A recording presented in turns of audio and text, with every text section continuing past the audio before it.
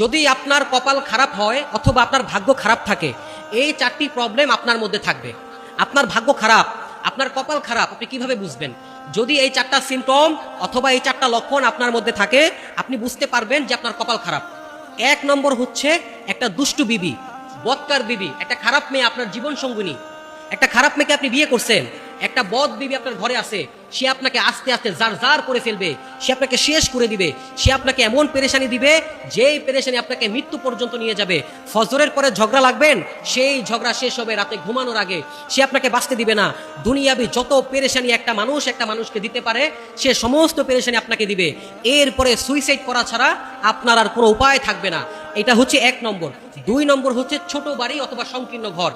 আপনার ছোট বাড়ি আছে, সংকীর্ণ ঘর, এটাও আপনার জন্য মুসিবত। একটা ছোট বাড়ি থাকার কারণে, সংকীর্ণ ঘর থাকার কারণে আপনার বাড়িতে মেহমান আসতে পারে না, অথবা মেহমান আসলে আপনার স্ত্রী পর্দা করতে পারে না।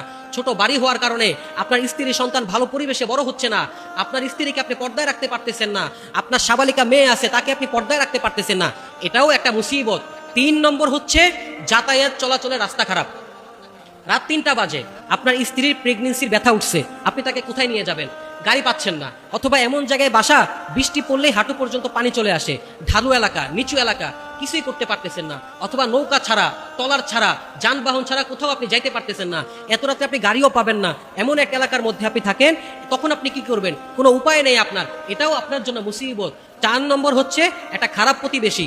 আপনার আশেপাশে একটা খারাপ প্রতিবেশী আছে, যে কিনা আপনার দোষ রচনা করে, আপনার ত্রুটি রটনা করে, মানুষের কাছে আপনার দোষ বলে বেড়ায়। আপনার ছেলে এটা করছে, আপনি আপনার স্ত্রীকে মারেন, আপনার স্ত্রী আপনাকে মারে, মানে নিজের ঘরের কথা বাদ দিয়ে আপনাকে নিয়ে সে ব্যস্ত।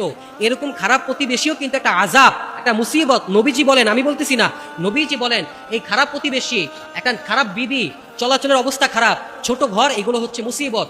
এই মুসিবত থেকে আল্লাহ তাআলা আপনাকে, আমাকে, আমাদের সকলকে হেফাজত করুন। সকলে বলি আমিন।